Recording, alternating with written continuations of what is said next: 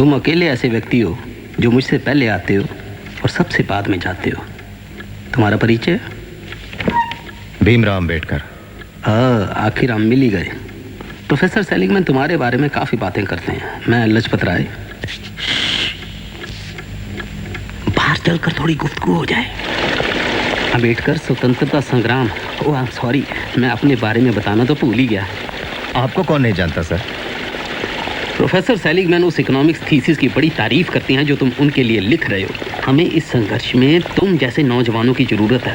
अंबेडकर, ये समय बड़ी उथल पुथल का है। महायुद्ध ने ब्रिटेन को ख़त्म कर दिया है। हमें इसका फ़ायदा उठाना चाहिए। तुम्हें तो पता होगा, तिलक ने हिंदुस्तान में होम रूल लीग शुरू किया और मैंने अपना संघर्ष यहाँ से जारी रखा है। अंग्रेज़ देश से निकाल सकते हैं लेकिन मुझे हरा नहीं सकते। कल हमने यहाँ एक मीटिंग रखी हुई है। आई एम सॉरी, मैं नहीं आ सकूंगा। मैं यहाँ महाराज की स्कॉलरशिप पे पढ़ रहा हूँ, बड़ौदा स्टेट के।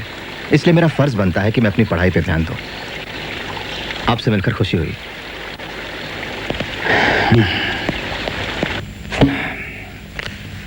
तुमने अक्सर मुझे ये कहते सुना होगा कि पढ़ाई का मकसद सिर्फ दुनिया को समझना नहीं, उसे बदलना भी है ना?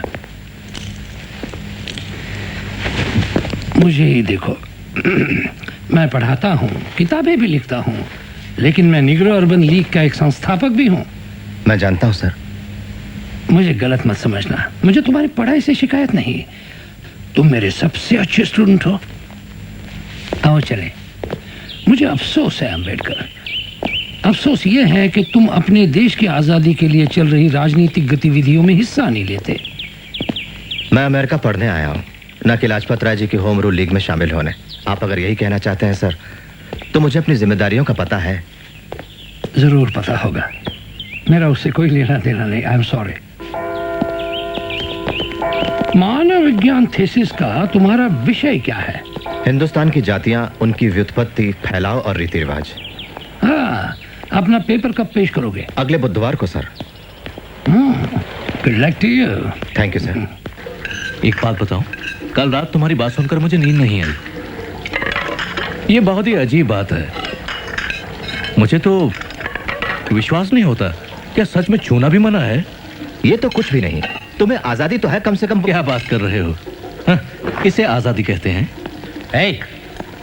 बातें कम करो। पूरा काम 2 घंटे में खत्म करना है। जल्दी करो। बिग तुम्हारे लिए 14वां संविधान सुधार तो है। संशोधन सिर्फ कागजों पर है।